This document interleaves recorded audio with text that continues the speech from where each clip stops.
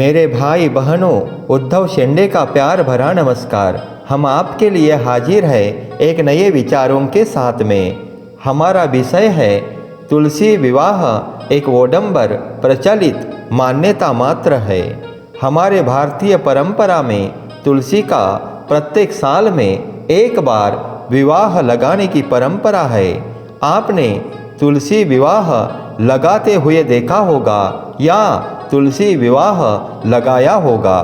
तुलसी विवाह के बारे में क्या सत्यता है, क्या असत्य है, क्या पाखंड है, क्या अंधविश्वास है, इसका विचार हम करने वाले हैं। सबसे पहले हम तुलसी विवाह की पौराणिक प्रचलित कथा को समझ लेते हैं। दैत्य वंश में जालंधर नाम का महाप्रतापी महापराक्रमी राजा हुए थे। उनकी पत्नी का नाम रुंदा था। रुंदा एक पतिव्रता सती स्त्री थी। अपने पराक्रम के बल पर जालंधर ने तीनों लोकों को जीत लिया था। देवताओं में हाहाकार मच गया था। जालंधर ने विष्णु लोक पर आक्रमण किया, लेकिन विष्णु पत्नी लक्ष्मी जालंधर की बहन होने के कारण खाली हाथ लौटना पड़ा। जालंधर ने फिर शिवलोक पर आक्रमण कर दिया। जालंधर की पराजय नहीं हो रही थी। देवताओं के कल्याण के लिए भगवान विष्णु ने रुंदा का सतीत्व भंग किया। रुंदा का सतीत्व भंग होने के कारण जालंधर शिव के हाथों मारा गया। रुंदा का सतीत्व भंग होने के कारण रुंदा ने आत्मदाह कर लिया।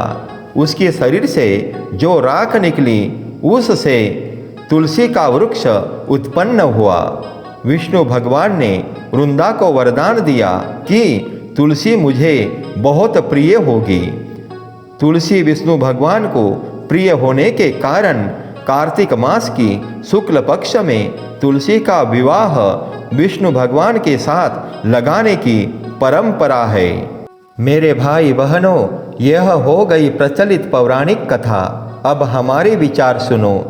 संपूर्ण ब्रह्मांड में न देवी है न देवता होता है, न इंद्रलोक है न ब्रह्मलोक होता है, न विष्णु लोक है न शिवलोक होता है। जालंधर रुंदा हुए होंगे, इसमें कोई संदेह नहीं है।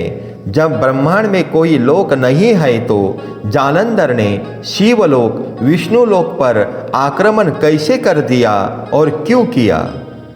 जगत में परमात्मा प्रकृति एक ही है।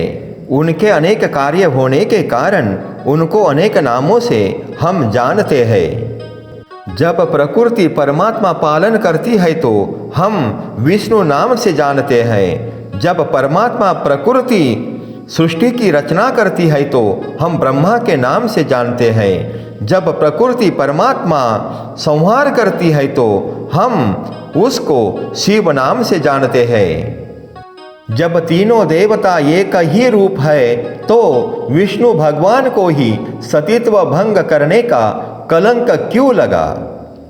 विष्णु भगवान को कलंक से बचाने हेतु फिर उस कथा में एक नया भाग जोड़ा गया कि जालंधर विष्णु का ही दैत्य अवतार था। रुंदा कोई नहीं थी, लक्ष्मी का अवतार थी।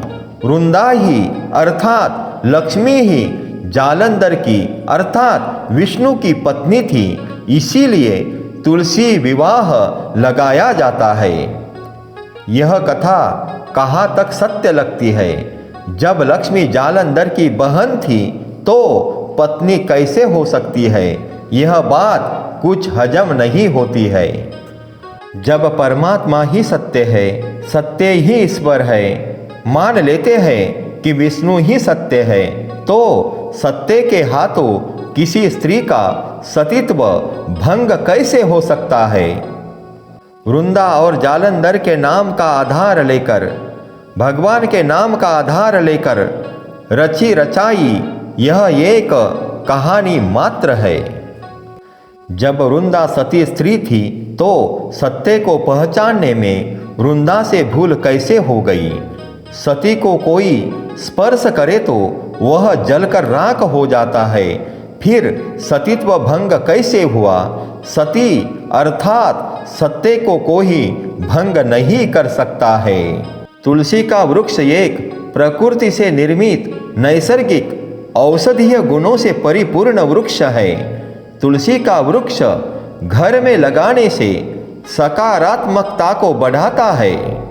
तुलसी का वृक्ष प्राणवायु भरपूर मात्रा में बनाता है, हमारे घर का वातावरण शुद्ध रखता है। इसीलिए तुलसी का वृक्ष पूजनीय होता है। तुलसी के वृक्ष के पास दीपक लगाने से सकारात्मकता का भाव बढ़ जाता है, इसीलिए तुलसी को दीपक लगाया जाता है। तुलसी का वृक्ष घर में लगाने की परंपरा इसीलिए प्रचलित है कि हम किसी भी बहाने तुलसी के पास, तुलसी के संपर्क में बार बार जाए। तुलसी के संपर्क में आने से हमारे मन में सकारात्मकता का भाव बढ़ जाता है, इसीलिए तुलसी पूजनीय है। तुलसी को दीपक लगाना चाहिए, लेकिन तुलसी का विवाह लगाना एक वोडंबर, पाखंड, झूठी परंपरा है, ऐसा मेरा मत है। पुराणों की कुछ कथाएं भगवान के नाम की लीला दर्शाने हेतु रची रचाई है। मेरे भाई बहनों, हमने काल्पनिक कथाओं को स्वीकार कर लिया, लेकिन वास्तविक सत्य को, वास्तविक ज्ञान को क्यों भूल रहे हैं?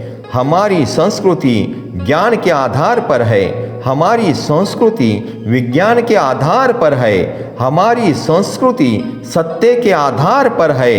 हमारी संस्कृति ओडंबर, पाखंड और अंधविश्वास के आधार पर नहीं है। मेरे भाई और बहनों, सोचो, जरा विचार करो। अंधविश्वास को मिटाओ, पाखंड को मिटाओ, सत्य का स्वीकार करो, सत्य का स्वीकार करो।